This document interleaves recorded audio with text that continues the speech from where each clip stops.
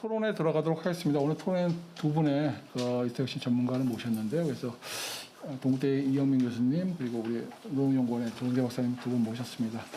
그러니까 미리 말씀드린 대로 토론 시간 한 10분 정도 1차전에 필요하면 나중에 다시 한번 돌아올 수 있도록 하겠고요. 일단 먼저 이영민 교수님부터 토론 부탁드리겠습니다.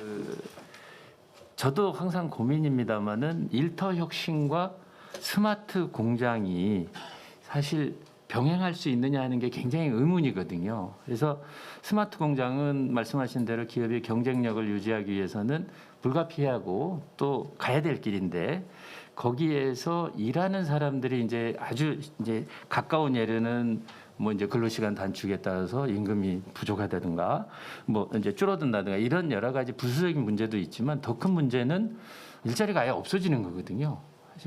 그 우리 이상무님께서 말씀하실 때도 경쟁력을 굉장히 강조하셨는데 사실은 기업이 경쟁력이 있어야 돌아가고 그래서 일자리가 생기는데 경쟁력을 확보하기 위해서 스마트 공장화 1단계, 2단계 가다 보니까 사람이 이제 필요 없는 거죠. 그래서 사실은 이 일터 혁신 사업이라고 제목을 붙이고 정부가 컨설팅을 이렇게 지원하는 이유는 근데 기업의 경쟁력이 1순위다. 가야 되지만 그렇다고 해서 근로자들이 희생을 당하는 건 피하기 위해서 국가가 좀 더 좋은 대안을 마련해 보라고 이렇게 사업을 하고 있는 거기 때문에 사실은 이제 물론 사가 먼저 나가지만 노예 입장에 대한 뭐 어떤 그 가치관은 물론 이제 이 성공 사례에서는 제한 제도도 있고 여러 가지 아이디어도 해서 뭐 생산성이나 이런 게 있지만 그 플러스 알파가 있는 거예요. 대부분의 결론이 어떻게 나오면 스마트 공장 하니까 일하는 사람의 자리가 줄어들었지만 매출이 늘어나고 주문이 많아졌기 때문에 결국은 결과적으로 신입사원 채용해서 고용이 더 증가됐다. 이게 사실 이제 이상적인 그림이거든요. 그래서 경쟁력도 확보하고 일하던 사람과 함께 플러스 알파 일자리 생기는 게 아마 정부나 이런 일터 혁신 사업의 궁극적인 지향하는 바이기 때문에 그런 부분들이 항상 좀 강조가 되었으면 좋겠다는 말씀을 좀 드립니다. 그래서 이제 첫 번째 경우에는 그런 관점에서 보면 우리 김준희 노무사님께서 발표해 준 신신사의 경우에는 이제 그 대표이사께서 우리는 저 인력들을 포기하지 않는다. 이런 말씀을 이제 하셨거든요. 근데 이제 그런 관점이 조금 저희 입장에서 보면 조금 아쉬운 부분이에요. 함께 가야 된다는 관점이 아니고 내가 착한 사장이니까 원래는 좀 나가지고 뭐 정년하면 그만둬야 되는데 내가 챙겨갖고 가겠다 하는 이런 부분들에 대한 생각을 조금 더 적극적인 생각으로 바꿔주셨으면 어떨까 하는 생각을 좀 해봅니다. 한 가지만 좀 지적을 한다면, 물론 이제 궁극적으로는 일자리도 늘어나고 매년 그렇기 때문에 좋은 말씀을 해주셨는데 그런 부분을 조금 말씀드리고 싶고요. 그 다음에 ATS 같은 경우는 특별히 뭐 드린 말씀은 없는데 우리 이제 상무님께서 말씀하실 때 주 52시간도 지키기 굉장히 어렵다. 이제 그 말씀을 해주셨어요. 그래서 유연함을 좀 해주면 좋겠다라고 했는데 사실 우리나라의 근로시간은 주 40시간이거든요. 그러니까 이제 52시간은 허용하는 최대의 시간인데 이제 대부분 68시간까지 하다가 이제 52시간을 지우는 게 워낙 힘드니까 저도 학교에서 학생들한테 우리나라 주당 근로시간이 몇 시간이고 다 52시간이라고 얘기를 하는데 그렇게 생각할 수도 있지만 사실은 기본이 40시간이고 최대 52시간까지 법으로 허용한다는 하는 측면이니까 그런 부분에서 조금 힘드시지만 당장 안 되겠지만 좀 더 근로시간을 줄이는 방식으로 가셔야 되는 게 중장기적인 계획이 아닐까 싶고요. 시간이 되면은 전반적인 내용을 한 두 가지만 좀 말씀을 드리고 싶습니다.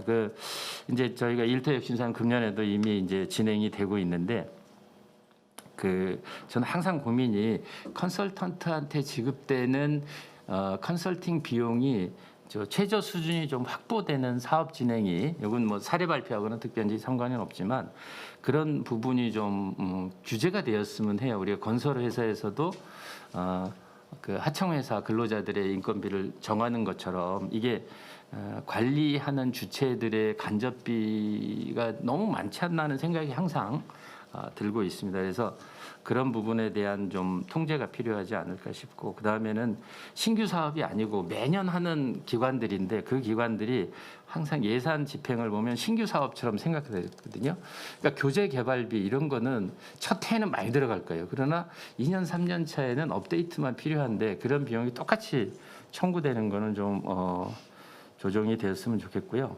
그다음에 이제 마지막으로 한 가지만 더 말씀을 드리면 그 일터 혁신 사업이 벌써 한 4년째 굉장히 확대된 수준으로 진행된 게 3, 4년이 되기 때문에 좀 노사발전재단이든지 고용부든지 이런 쪽에서 중간 점검을 좀 해보면 어떨까 싶습니다. 지금까지 해왔던 사업을 더 확대할 건지 아니면 유지할 건지 아니면 방향 전환이 필요한지 이런 좀 근본적인 고민이 필요하지 않을까 싶습니다. 이 이제 그 대통령이 바뀐다고 그래야 되나 정부가 바뀐다고 그래 그러다 보면은 이제 관점 같은 것들이 많이 달라지기 때문에 어쨌든 좀 그런 정리하는 기회를 금년 중에는 만들어봐야 되지 않을까 싶고요. 그 와중에 예를 들면 이제 제조업 중심 우리가 항상 논의를 많이 하고 있지만 제조업 중심의 일터 혁신인데 사실은 우리가 서비스업이 훨씬 많거든요.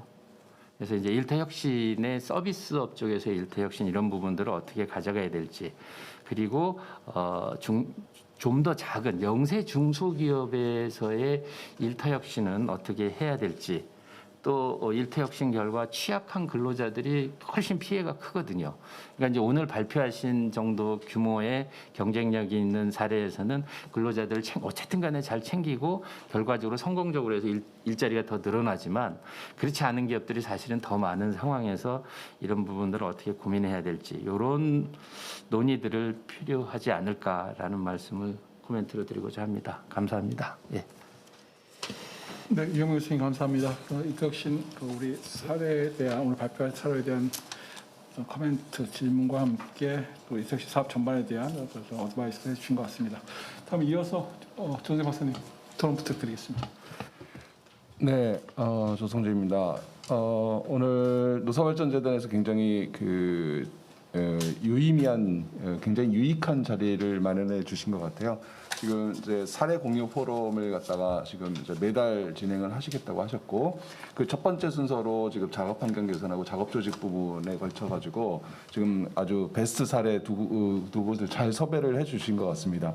우리 지금 금년 같은 경우는 수행 기간이 13개로 늘어났고, 그리고 지금 이영민 교수님 말씀하신 대로 지금 최근 들어가지고 최근 몇 년간 일터 혁신 예산도 굉장히 많이 늘어났고 컨설팅 개수도 굉장히 많이 늘어났기 때문에 이걸 끝없이 우리가 서로 공유를 하면서 사례를 이렇게 공유를 해서 베스트 사례를 갖다 이제 상호 벤치마킹할 수 있는 그런 기회가 계속 아쉬웠는데요. 오늘 이렇게 노사발전재단에서 중요한 자리를 마련하게 돼서 굉장히 기쁘게 생각합니다.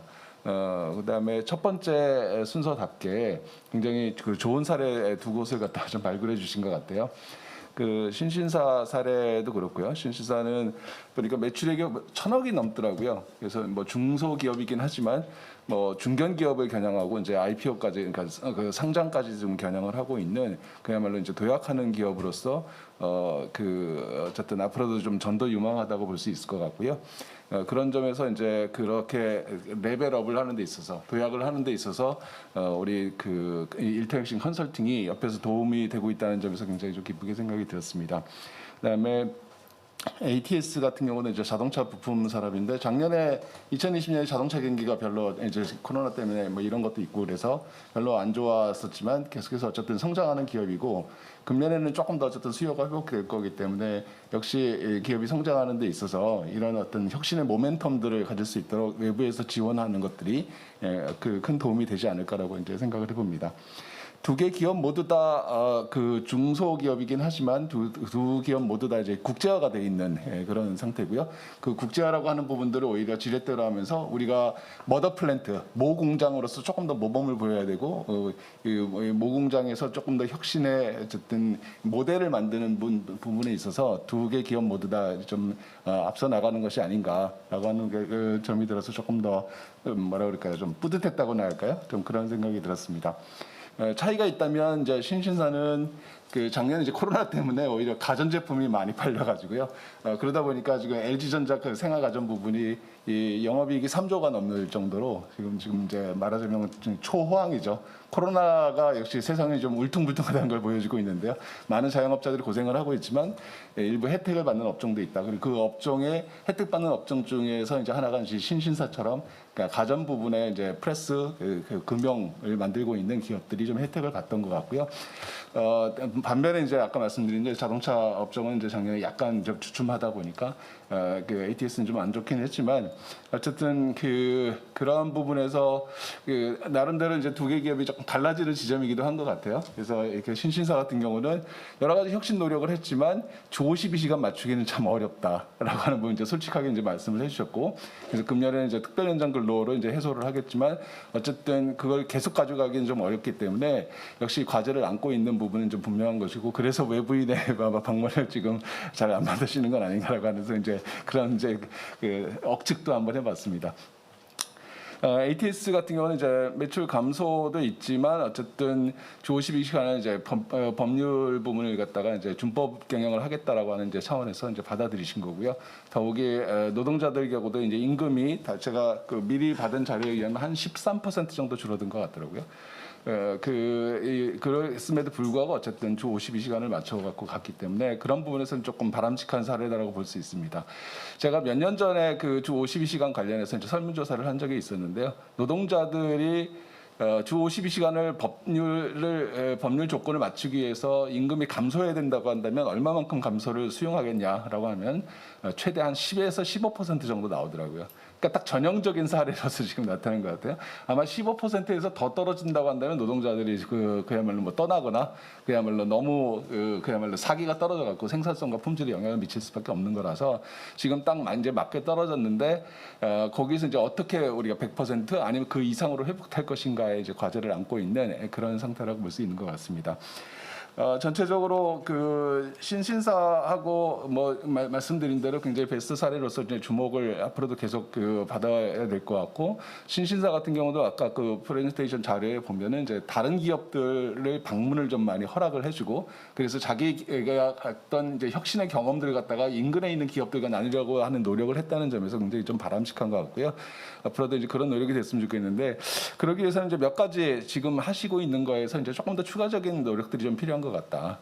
왜냐하면 두 공장 다 이제 스마트 팩토리를 갖다 이제 구축하는 것을 했는데 아시다시피 이제 스마트 공장을 아주 좁게 정의를 하면 기존에 이제 공장 운영하는 거에다가 그냥 IT 기술 하나 집어넣은 거거든요. 그러니까 소프트웨어 하나 구입하고 이제 데이터 집어넣고 이제 이렇게 하는 건데 사실은 그거 한다고 해서 이제 작업장 현장이 뭐 획기적으로 변하거나 이런 거는 아니고 결국은 일하는 방식 전체가 그 공장 운영 시스템 전체가 바뀌어야 되는 거고 그 전체가 바뀌는 데 있어서 핵심은 사실은 IT가 아니라 IT 기술을 적용해서 그 갖다가 자기 일을 바꾸는 데 활용하는 이제 노동자들한테 사실 있는 거죠.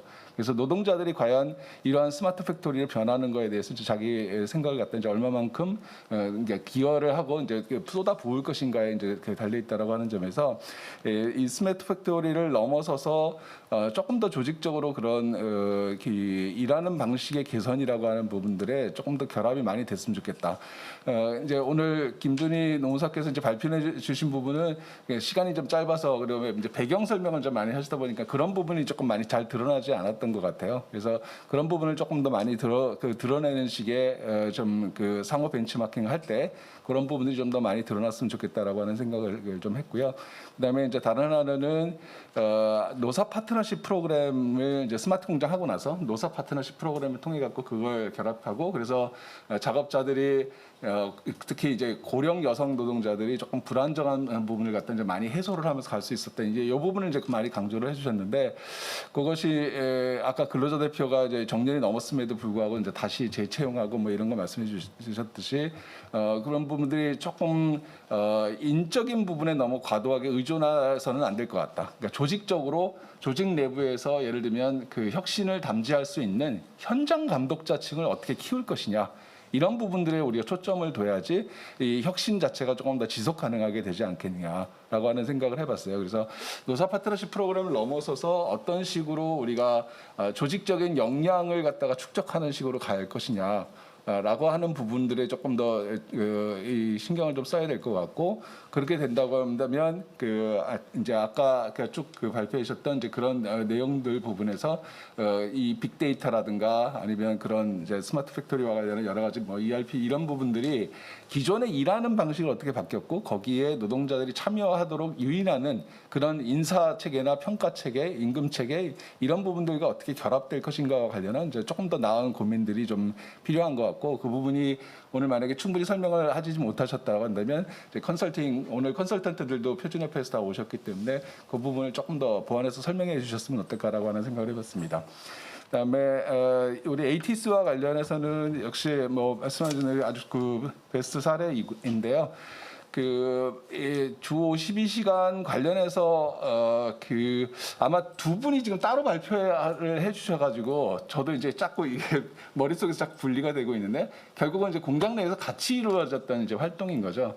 근데 그런 부분들이 조금 더 결합되는 모습들을 갖다 좀 더 설명을 해주셨으면 어땠을까. 그러니까 예를 들면 마이머신 운동을 했고 그다음에 노동자들의 임금 감소에도 불구하고 그 마이머신 운동에 이제 참여를 하면서 결국은 임금이 회복될 것이다라고 하는 부분들이 이제 그런 어떤 비전을 이제 공유하면서 갔던 거잖아요. 그런 부분들에 대해서 그냥 발표가 따로돼서 그런 건지 여러 개 이제 따로따로 있는 것처럼 보이는데 그걸 갖다가 이제 같이 통합을 해서 마이머신 운동을 하고 3종 OS를 하고 그래서 작업장의 생산성과 품질 수준이 높아지면 내 임금이 훨씬 더 빨리 회복될 것이라고 하는 이제 비전을 제시하고 그런 부분들이 아까 이제 신신사에 했던 얘기와 마찬가지로 조직적으로 좀 담보되기 위해서는 거기에 이제 코어 인력들을 키우는 현장 감독자가 그 부분과 관련해서 그러니까 핵심적으로 생산 분간이나 품질 관리 또는 아니면은 그 IT 기술들을 활용하는데 핵심적인 역량으로 커갈 수 있는 그래서 혁신이 이례적으로 그냥 3종 OS 뭐 하듯이 한 번 하고 끝나는 것이 아니라 조금 더 조직이 좀 지속 가능한 혁신 기업이다 이렇게 될 수 있으려면 그런 어떤 여러 가지 좀 조직적인 제도적인 맥락들이 조금 더 갖춰져야 되지 않을까라고 하는 생각을 해봤습니다. 아까 신신사 부분에 제가 하나 질문이 하나 있었는데요. 아까 질문한 거 추가해 여기 보면 산재 발생률 감소 이런 얘기가 나와가지고요. 네. 예, 그래서 아까 질문한 거 한꺼번에 답변해 주시면 될 것 같습니다. 그래서 그래서 특별히 이게 지금 작년에는 중대재해법 되기도 전인데 특별히 어떤 맥락에서 이렇게 제한제도를 통해서 산재 발생률 감소를 갖다 이제 내세우셔가지고 어떤 맥락에서 이제 이런 얘기들이 나왔을까 그런 부분은 조금 더 보충 설명해 주시면 감사하겠습니다. 네, 이상입니다. 예, 소동해 박사님 감사합니다. 여러 가지로 좀 코멘트 또 이렇게 질문 이렇게 내용들을 유익한 말씀해 주신 것 같습니다. 저희가 아까 말씀드린 예정된 4시까지 제가 좀 예정하고 있습니다. 그래서 전체 시간을 보면 한 25분 정도 지금 남았는데요. 그래서 제가 좀 확인해 보니까 제가 온오프라인 지금 병행으로 하고 있는데 지금 온라인 접속자도 보니까 계속적으로 한 100분 정도 내외가 그쪽으로 접속하고 계세요. 지금도 100분 정도 접속하고 계신데요. 그래서 제가 미리 말씀도 드렸지만 온라인상으로 사실 제가 다 이렇게 부분 이렇게 토론하기 좀 어렵기 때문에 혹시 온라인상으로 이렇게 접속하신 분 중에서 궁금한 점이나 질의사항이 있으시면 채팅창에 올려주시면 제가 정리해서 질문을 드리겠다는 말씀 참고로 드리고요. 일단 먼저 두 분 토론자분께서 토론해 주셨는데 그 토론 내용들 또 질의도 좀 있었고요. 그래서 좀 먼저 발표자분께서 좀 답변해 주시면 좋을 것 같습니다. 먼저 신인사 김민호 좀 먼저 발표 좀 해주시죠. 네, 일단은 기억에 남는 것을 먼저 설명을 드리면 일단 마지막에 질문하셨던 산재 발생률과 중간 관리자의 변화 이렇게 두 가지 연결해서 좀 답을 드리면 이게 컨설팅을 했을 때 아까 3S 조직이라는 걸 만든 후에 이게 중장기적으로 계속 가기 위해서는 근데 관리자들이 현장의 작업자와 연계해서 책임을 지는 형태로의 조직을 뿌리 조직으로 연결하는 것들을 가지고 있습니다. 근데 그것이 이제 3S 조직이라는 걸 만들 때 현장과 연결하는 것으로 이렇게 구축을 한 것이 좀 특징이 하나 있었고, 근데 작업 조직 개선을 할 때 이게 제한 제도이기도 한데 이 제안을 할 때 아이디어를 좀 내게끔 유도하는 그런 흐름이 좀 효과를 본 것들이 있다면 이게 노동자들이 힘들다고 말하는 것을 요거를 좀 이렇게 만들 수 있지 않아? 라고 하면 그 관리자분이 그러면 이것을 연구팀에게 말해서 계속적으로 로봇도 만들어지고 설비가 센서가 있으니까요. 그래서 뭐 원래는 이제 뭐 이렇게 레카를 끌고 가던 것을 이제는 자동 컨베이어트가 공장 벽을 뚫어서 이렇게 가게끔 한다거나, 아니면은 산재 부분이라기보다는 노동 강도 측면에 약간 설명일 수도 있는데요. 많이 이렇게 숙이고 뭐 하다 보면 허리가 좀 아픈 부분들이 있잖아요. 근데 그런 것들이 있었을 때 이제 근로자들이 이게 자기가 나이가 많아서 아픈 것인지 체력이 많아서 아픈 것인지 이게 좀 애매한 측면이 있다고 하면, 그럼 그런 것들을 노동 강도를 우리가 좀 줄일 수 있는 건 아니냐라는 것 속에서 이제 월 초에 이랬으면 좋겠습니다라고 제안을 하는 거죠. 그러면 그 제안을 듣고 그 제안이 들어왔다라는 것을 이제 혁신회의에서 다루게 되면 그게 또 의무적이에요, 약간.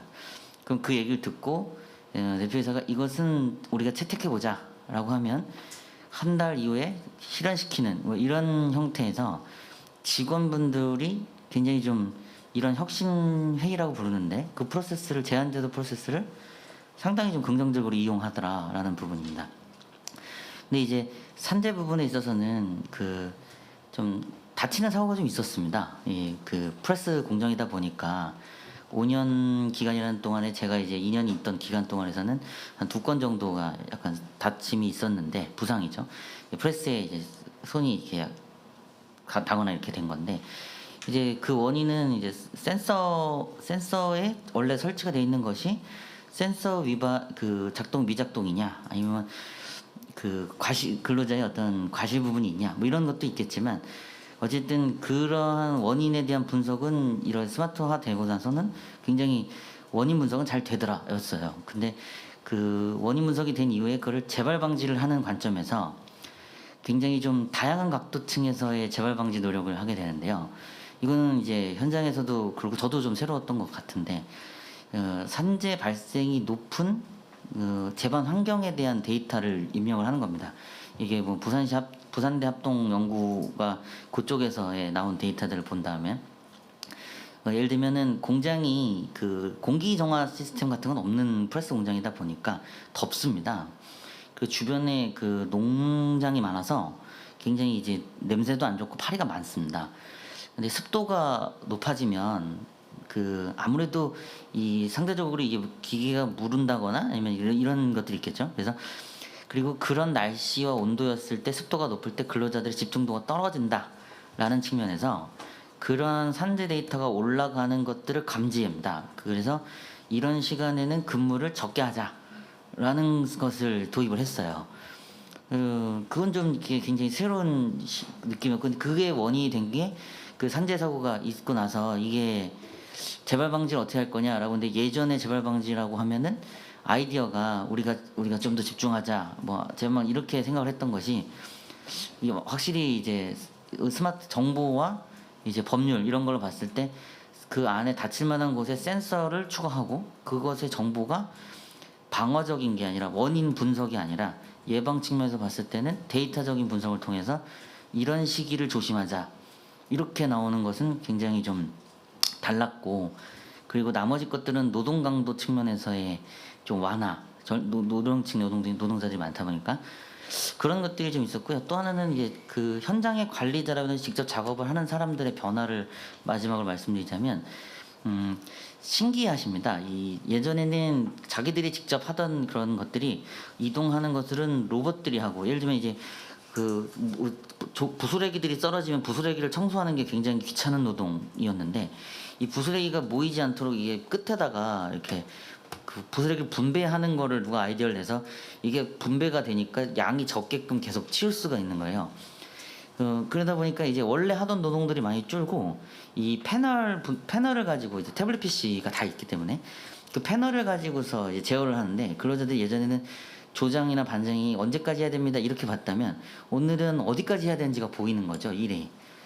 그래서 빨리 끝내고 가자라는 의견도 있고, 그래서 그 패널과 그것을 하는 작업에 있어서 그게 능숙해지면 좀 더 편하게 일할 수 있다, 뭐 이런 인식이 좀 있어서, 그리고 그게 어렵진 않더라고요, 그분들이 배운 데 있어서도. 그래서 이게 이해도와 익숙함의 문제지, 이제 좀 그런 노동력 중심이라든가 뭐 나이가 들면 노동을 못한다 이런 개념이 좀 아니구나라는 것은 좀 만들어놔서, 그래서 현장 관리자의 변화와 그 작업자가 연동한 변화가 현상에 나타나고 있다. 산업재해에 있어서는 데이터 중심적인 예방이 좀 나타나고 있다. 근데 그 안에서의 그 특징이었으면 일터 혁신이니까 이 컨설팅에서는 그런 내용들이 이 제도로서 연결하는 역할, 그리고 직원들의 의견을 공식적으로 소통하는 역할, 그리고 법에 관련된 것들을 전달하는 역할, 이런 것들이 기능을 하지 않았나 이런 생각을 해봅니다. 네. 예, 조금 가능하면 좀 시간 때문에 조금 답변하실 때 가능하면 좀 압축적으로 좀 답변해 주시면 좋을 것 같습니다. 혹시 더 있으신가요? 예, 없습니다. 예, 그럼 ATS 우리 예, 조 의원님 말씀을 듣고 약간 좀 반성을 하게 되는데 그 법정 근로 시간에 대해서 약간 제가 부정적으로 이야기를 한 것 같습니다. 그런데 이제 분명히 이제 그런 위험 요인도 있지만 그 자체가 이제 또 우리가 기업이 경쟁력을 가져야 되는 그런 화두로 봤을 때 또 기회 요인이라고 보고요. 저희들이 또 어쨌든 간에 많이 벌어가지고 우리 근로자들한테 과거보다 더 많은 그런 뭐 그게 복리가 되든 급여 형태가 되든 더 나은 혜택이 돌아갈 수 있도록 해야 되겠다는 그런 생각을 다시 한번 가지게 됩니다. 예. 혹시 이 부장님 뭐 있으신가요? 네. 아니면 사실은 오늘 그 ATS 발표해 주셨지만 이 표준협회에서 우리 서영대 컨설턴트가 아마 이 컨설팅 담당을 했던 것 같은데 혹시 오늘 발표 내용이라든가 오늘 토론회에서 혹시 좀 부가해서 우리 컨설턴트 입장에서 좀 코멘트해 주실 수 있는 내용이 있으면 말씀 좀 해주시죠. 네, 반갑습니다. 한국표준협회 서형도입니다. 저는 이제 ATS 이제 컨설팅을 진행하면서 많이 생각했던 것은 저는 이제 HR 컨설턴트로서 또 이제 제조혁신 컨설팅 영역이 좀 다른 부분이 있어서 두 명이서 같이 진행을 했습니다. 그런 가장 고민이 장시간 근로 개선 컨설팅을 하면서 가장 큰 고민은 아무리 좋은 제도라도 법적 준수를 넘어설 수는 없다라는 것이죠. 그래서 아무리 좋은 제도를 우리가 시뮬레이션에서 통해서 만들어도 법적 준수를 위해서 그것을 준수하게끔 만들고 그다음에 지원해주고 하는 것이 가장 중요한데 컨설턴트 역할은 ATS 그러니까 회사에서 자발적으로 그런 인프라를 가지고 자발적으로 동기부여하고 혁신을 할 수 있도록 모멘텀을 가지게끔 만드는 것이 가장 중요했다고 생각을 하고 있습니다. 그런 부분에서 가장 고민이 됐던 것은 작년에 이제는 코로나19로 인해서 이제는 공장이 셧다운 되어 있었거든요. 장시간 근로 개선과 52시간 맞물려 가지고 보게 되면 실질적으로 근로 시간과 임금과 생산량 가동률은 맞물리게 되어 있습니다. 근로 시간 줄어들면 당연히 가동률 줄고 생산량 줄고 거기에 대한 부수적인 부분들이 상당히 좀 감소하게 되는 부분이죠. 그런 부분들을 이제는 어떻게 우리가 해줄 것인가. 컨설턴트의 역할은 사실은 그것을 아까 이제는 이용호 부장께서 말씀하셨듯이 재고를 줄이고 매출액을 늘리고 영업이익을 좀 더 늘릴 수 있는 혁신을 할 수 있는 어떤 기반을 가져가는 것들 그런 것들이 무엇인가를 찾고자 하는 것들에 대한 동기부여가 상당히 되어 있었다고 생각하고요.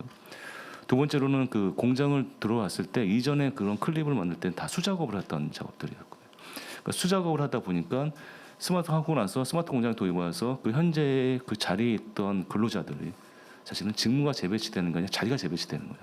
자리가 재배치되고 그러면 자리가 재배되면 직무도 달라지는 거고 그 직무를 달라지는 그 직무들을 계속적으로 그 부분을 새로운 고용을 창출하기 위해서 만들어서 다른 그 자리에 넣는 것이 아니라 현재의 근로자들을 직무를 재전환하는 교육들을 주기적으로 하고 그 교육을 통해서 다시 그것을 새로운 시스템에 대한 적응하게끔 만들 수 있도록 노력해 주는 것들.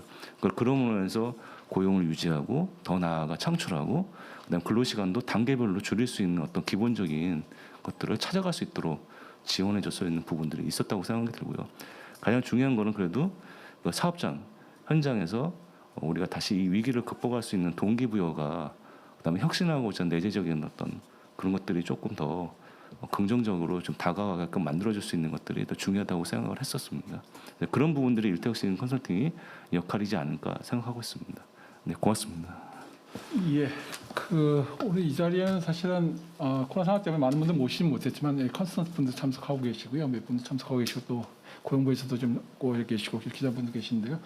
그래서 혹시 참석하신 오늘 회의에 참석하신 분들 중에서 오늘 발표 내용과 연관해서 좀 질문이나 코멘트 있으시면 질문을 하고요. 그리고 다시 한번 마지막으로 최종적으로 한번 우리 토론자분들, 발표자분들에게 발언을 좀 기회 드리도록 하겠습니다.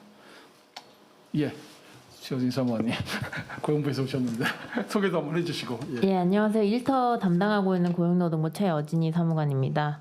일단 전 세종에서 일하면서 맨날 페이퍼로 막 숫자랑 텍스트로만 기업들 사례 보다가 이렇게 현장의 목소리를 들을 기회가 진짜 없는데 들을 수 있어가지고 되게, 그리고 또 이게 실제로 혁신이나 생산성 증가나 또 기업 노동자들 삶의 질 향상 이런 거에 도움이 됐다고 하니까 뿌듯하기도 하고 더 열심히 해야겠다는 이제 책임감이 들기도 하고 해서 되게 좋은 기회인 것 같습니다.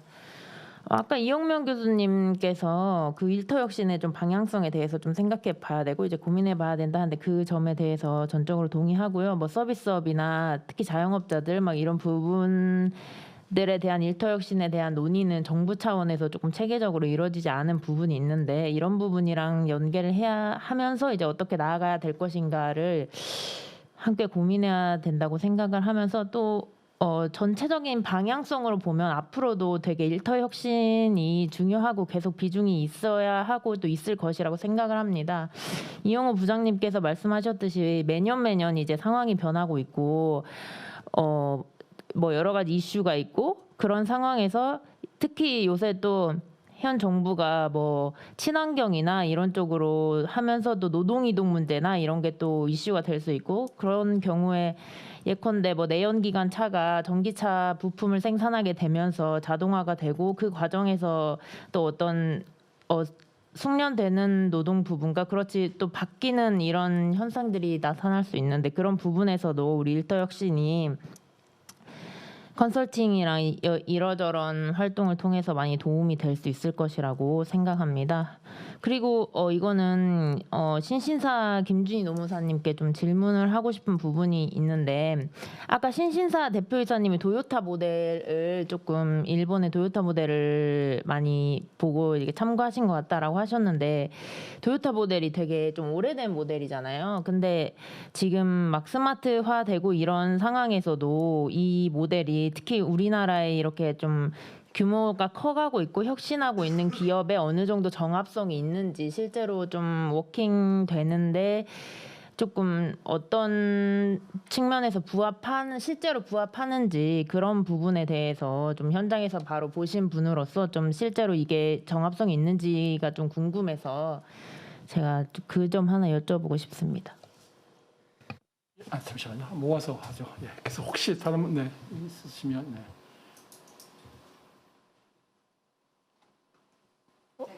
예. 네, 안녕하세요. 노사발전재단 혁신컨설팅 팀장 김하나입니다. 두 사례 너무 잘 들었고요. 말씀 주신 대로 저희 뭐 스마트 공장 대표하고 또 작업 환경 개선을 대표하는 사례로 보여집니다. 저희 재단에서도 스마트 공장하고에서 그 일터 혁신의 역할, 방향, 모습들을 굉장히 많이 고민하고 있는데요. 저희가 뭐 지속적으로 같이 컨설팅도 하고 연구하다 보면 조동재 박사님 의견에 굉장히 많이 전적으로 동의하는 것이 실질적으로 근로자분들이 이 스마트 기술을 어떻게 얼마만큼 수용하는지 그리고 수용한 것을 어떻게 이행하는지가 이 상공의 관건이라고 생각이 됩니다. 지금 두 사례를 보면 실질적으로 굉장히 많은 변화들이 일어났는데 그래서 실제 각 현장의 작업자분들이 많은 일하는 방식이 변화가 있었을 것 같아요. 그 부분에 대해서 저항에 대한 부분들이 없었는지 그리고 그 저항들을 개선하기 위해서 어떤 노력들을 하셨는지 다 두 사례 다 동일하게 궁금하고요. 신신사 같은 경우는 개인적으로는 아마 문화적인 측면도 많이 작용을 했을 것 같은데 그 부분에 대한 것도 좀 의견 주시면 좋겠습니다. 예, 고맙습니다. 좀 시간이 저희가 제대로 갔고요. 온라인상으로는 사실 뭐 특별하게 올라온 게 없네요. 그래서 책에서는 없고 마지막으로 일단 오늘 토론해 주시면 두 분 토론하셨는데 자신은 이렇게 왔다 갔다 할 수 있는 좀 시간이 좀 충분하지는 않았습니다. 그래서 마지막으로 한번 우리 토론자 중에서 우리 이용명 교수님, 조동 교수님, 조동 박사님 혹시 있으시면 한번 말씀 좀 듣고요. 종합적으로 아까 나온 질문들 통합해서 발표자들에게 한 번씩 더 최종적으로 말씀할 수 있게 드리도록 하겠습니다.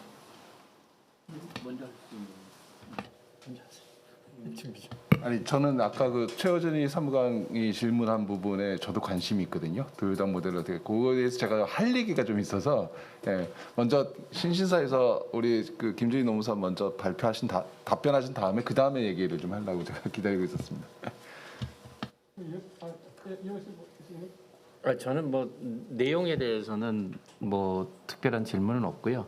이제 이 사례 공유가 1차라 좀 2차, 3차는 좀 형식을 바꿔가지고 제 생각에는 실제로 하셨던 뭐 컨설턴트 중심의 모임도 있고 그런 모임을 하시거나 또는 이제 실제 기업의 입장에서 여러분들이 모셔가지고 우리 회사는 이런 뭐 어려운 점이 있었다든가 이런 걸 극복했다든가 해서 조금 이제 관점이 다르게 지금은 이제 처음이니까 이렇게 전문가나 이렇게 공식적인 이런 모임이지만 좀 그런 해서 다양한 목소리를 왜냐하면 이제는 온라인이 되기 때문에 뭐 더 편하게 접근하실 수 있어서 조금 그런 관점을 다양하게 해서 이 성공 사례를 이렇게 보는 그런 그 쪽으로 2차, 3차, 4차는 좀 고민해 주셨으면 하는 부탁 말씀을 드리고 싶습니다. 네.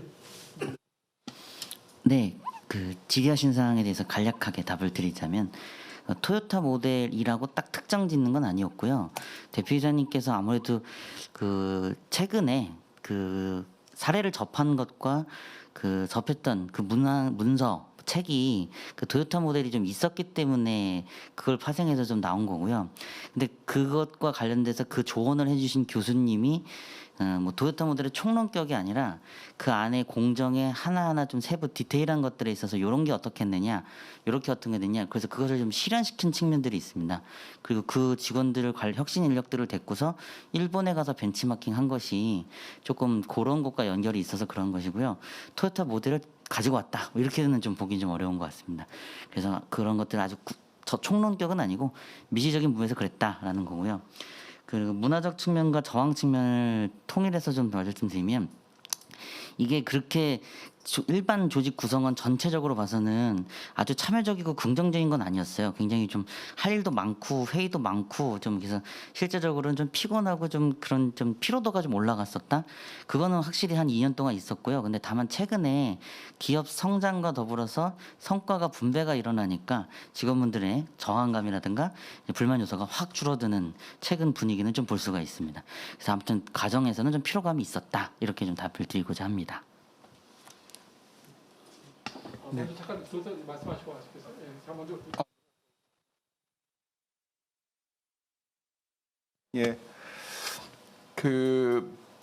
어쨌든 신신사는 지금 아까 말씀드렸듯이 이제 성장하는 기업이기 때문에 이제 여러 가지 그런 이제 피로감이나 이런 부분들을 좀 넘어설 수 있는 좀 계기가 되는 것 같고요.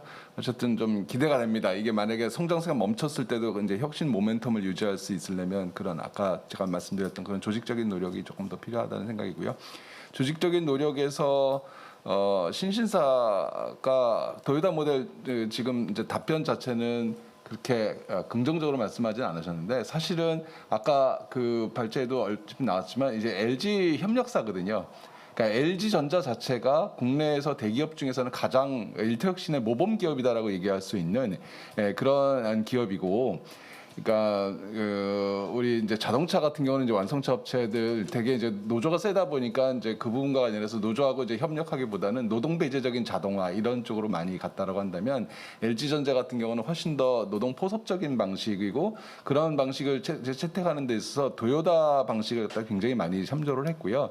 그리고 실제적으로 그래서 한 90년대 중반에 녹용 모델이 성립하고 한 20여 년 이상 되면서 도요타하고 대등한 교류회를 가질 정도로 LG전자의 일터혁신의 토대는 도요타 생산 방식에 있는 것이 틀림없는 사실일 겁니다. 그리고 도요타가 자기 1차 협력사, 2차 협력사하고 그런 혁신의 노하우를 갖다가 공유하기 위해서 이제 노력을 하고 그래서 이제 공유된 부가가치가 있으면 단가 인하를 하는 이제 이런 방식인데 그런 방식을 갖다가 이제 국내 협력사와의 관계에서도 그런 부분을 이제 많이 적용을 하고 그래서 LG전자의 퇴직자가 협력업체에 이제 가서 자기의 혁신의 노하우를 갖다가 공유한다든지 이런 부분들 이제 팩토리 이노베이터라고 해서 이제 보내주고 이런 프로그램들이 있었거든요. 근데 여전히 그런 프로그램들이 어느 정도는 진행이 되고 있는 것으로 알고 있고요. 다만 이제 최근의 움직임이 아까 우리 최여진 사무관께서 이제 말씀하신 대로 도요타는 조금 낡은 모델이 아닐까 그런 인상을 주는 것이 이제 도요타는 한국 기업들보다는 IT 기술 적용이라든지 로봇 이런 부분에서 조금 빨리빨리 나가는 편은 아닌 것 같아요. 그러다 보니까 약간 낡은 모델로 비춰질 수 있지만 실제로는 도요타 모델이 갖고 있는 본질적인 부분은 여전히 작동한다. 그거는 근로자들이 참여하는 방식에 있어서 제한 개선 활동을 하고 3.5S나 이런 부분들 모두 다 이제 조직적으로 이루어진다는 점에서 여전히 이제 본질은 유지되고 있고 그러한 부분들이 LG나 LG 협력사를 통해서 우리나라에 적용되고 있다라고 판단하고 있거든요. 그렇다고 해서 도요타가 또 그대로 그 교과서적으로 언제나 영원 불멸의 이제 그야말로 텍스트북이냐 이런 거는 또 아닌 것 같고요. 분명히 우리나라는 좀 맥락에서 4차 산업혁명에 이제 우리나라가 조금 더 능동적으로 일본보다 조금 더 능동적으로 대처하고 있는 것 같고 그런 점에서 본다면 우리 스마트 팩토리 보급이라고 하는 부분들이 일정하게는 성공을 하고 있다. 심지어 지금 LG전자에서도 지금 말씀드린 대로 이제 가전 부분에 굉장히 화랑인데 이 부분을 스마트 팩토리를 조금 더 적용을 하기 위해서 제가 알기로는 작년하고 금년에 굉장히 많은 투자를 하고 있는 걸로 알고 있어요. 그렇게 된다면 도요타하고 아까 대등한 교류회를 한다고 그랬는데 이제 조금 갈라지는 지점이 생기기 시작하는 거죠. 그러니까 도요타하고 비슷한 방식으로 조금 더 인간 노동의 창의성에 기대는 혁신의 방식이었다고 한다면 이제는 인간 노동과 첨단 기술을 어떻게 결합시킬 것인가의 고민이 이제 LG전자 쪽에 가고 있는 부분이고 결과적으로는 오히려 이제 협력사 쪽에서 먼저 스마트 팩토리하고 이제 뭐 모기업이 나중에 하는 셈이 되겠지만 조금 더 한국적인 방식의 이 일터혁신 모델들이 조금 나가지 않을까라고 하는 기대를 하는데 아직은 조금 더 완성된 모습은 아니기 때문에 좀 기다려 봐야겠다. 그래서 우리 최사무관이 질문한 거에 대해서 제가 이제 조금 우회적으로 답변을 드리자면 두 가지 가능성은 다 존재를 하고 있다. 본질은 여전히 노동자 참여를 어떻게 끌어낼 것이냐라고 하는 부분에 본질은 여전히 작동을 하고 있지만 다른 부분에서 일본보다 오히려 능동적인 4차 산업의 능동적인 한국 기업의 특색을 가미한 그런 어쨌든 한국적 일터혁신 모델의 맹아들이 좀 보이고 있고 오히려 그런 부분에서는 신신사도 마찬가지로 LG전자 하고 좀 같이 이렇게 가면서 새로운 모델들이 좀 만들어지지 않을까라고 기대를 보고 있습니다.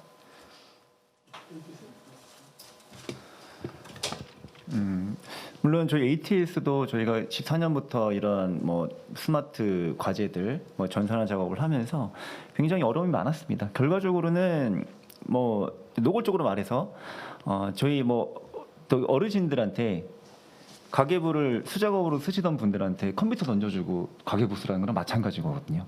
결과적으로는 이 체질 개선에 대한 내용이 가장 저희가 시급했습니다. 그래서 저희 물론 실패도 했고요. 뭐 14년도, 15년도 했던 사업들도 실패를 했었고 그러면서 깨달은 것들이 이런 시스템화를 하려면 어떤 경영진이나 운영자 입장에서 바라보는 것보다는 현장 위주로 시스템을 개발하고 그들의 목소리를 들어서 신뢰성 있는 데이터가 쌓일 수 있도록 현장의 목소리를 듣자라고 해서 저희가 다시 한번 이번에 혁신적인 시스템을 개발을 해서 현장에 도입을 하게 된 거죠. 근데 물론 지금도 지속적으로 타겟팅 교육을 하고 있습니다. 현장에서 올라온 데이터들을 검증해야 되는 인원이 필요하고요. 그렇기 위해서 따로 뭐 대표이사 직속 그런 직속 보고용으로 부서를 만들었고 그걸 지속적으로 검증을 하면서 되지 않는 작업자들이나 뭐 라인 같은 경우는 타겟팅 교육을 계속하고 있고 필요의 경우에 의해서는 이런 컨설턴트를 초빙을 해서 어떤 식으로 교육을 해야만 이런 것들이 제대로 흘러갈 수 있는지에 대한 조언도 많이 듣고 있고 근데 결과적으로는 이거를 프로그램을 만든다고 해서 끝이 아니더라고요. 그 나머지 그 100을 채우기 위해서는 1년이든 2년이든 3년이든 계속 시스템을 계속 업그레이드하고 고도화하고 그거에 맞춰서 지속적으로 타겟팅 교육을 하고 결국은 그게 이 시스템을 활용하는지에 대한 잘 활용하는 회사와 활용하지 못하고 실패하는 회사의 차이라고 생각을 하고 있습니다. 네, 이상입니다. 예, 고맙습니다. 저희가 이제 아까 이 회의 시작하면서 모두에 말씀드렸다시피 이태혁신 사례 공유 포럼 제가 사실 이제 의욕적으로 시작했습니다. 사실 어떻게 보면 오늘 첫 번째 회의에서 여러 가지로 제가 뭐 유난히 준비했습니다만 좀 미진한 부분도 있고 또 개선할 부분도 있을 거라고 생각이 됩니다. 어쨌든 저희가 부족한 부분들은 더 개선해서 이 포럼이 이태혁신 관련된 다양한 주제들을 서로 간에 유의미하게 토론하고 또 이런 것들도 서로 간에 공유하고 또 확산할 수 있는 그런 계기가 될 수 있는 현장에 생생한 사례를 기초로 해서 그런 것들이 확산될 수 있는 그런 장을 만들 수 있도록 더욱더 노력하도록 하겠습니다. 오늘 저희가 1차 포럼과 연관해서 작업 환경과 연관해서 2개의 사례, 신신사, ATS 사례 발표해 드렸고요. 그래서 또 컨설팅 직접 하셨던 컨설턴트 그리고 또 회사에서 직접 같이 디자인 팀으로 참석해 주셨던 분들 참석해 주셔서 생생한 사례를 전달해 준 것 같습니다. 나는 굉장히 유의미한 토론이었다고 생각됩니다.